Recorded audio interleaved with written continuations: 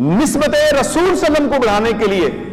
اللہ تعالیٰ کے عشق میں آگے بڑھنے کے لیے ضروری بات بتانے لگا ہوں، ویری ویری امپورٹنٹ یہ بات بتانے لگا ہوں، جس کو بالکل میں یقین اور خلوص کے ساتھ، تحقیق کے ساتھ بات کرنے لگا ہوں۔ یہ ساری چیزیں جو میں نے آپ کو بتائی ہیں، اس کے لیے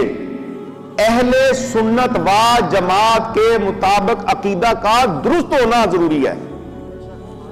پہلی لازمی صورت جو ہے ولایت کے اندر جانے کے لیے، لطیفہ قلب کو بیدار کرنے کے لیے، قلب کو منور کرنے کے لیے، مشکات نبوت سے فیض حاصل کرنے کے لیے، نور نبوت سے دل کو مستفید کرنے کے لیے، اللہ کے ہاں وہ صحبت اختیار کرنے کے لیے، حضوری مجلس میں شریک ہونے کے لیے، عشق کو آگے بڑھانے کے لیے، عقیدہ اہل سنت و جماعت کے مطابق اس کے سارے عقائد درست ہونے چاہیے۔ اگر آپ کے پاس درخت ہی نہیں تو پھل کہاں سے لیں گے جی کہ میں پھل لینا چاہتا ہوں؟ تو ثابت ہوا کہ پھل لینے کے لیے پہلے درخت لگانا ہوگا، اور ایمانیات کے اندر جس لطائف کے اوپر میں بات کر رہا ہوں، لطیفہ قلب کو منور کرنے کے لیے آپ کا وہ عقیدہ درست ہونا چاہیے، اللہ پر، اللہ کے رسولوں پر،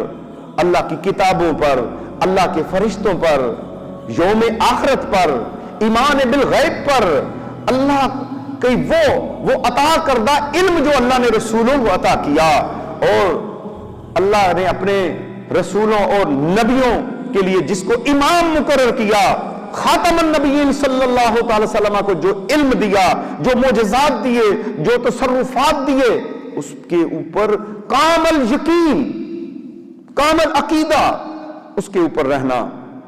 کہ اللہ نے انہیں عطا کی ہیں یہ ساری چیزیں۔ تو یہ میں نے اس بتایا کہ یہ اس کے مطابق ہونا چاہیے۔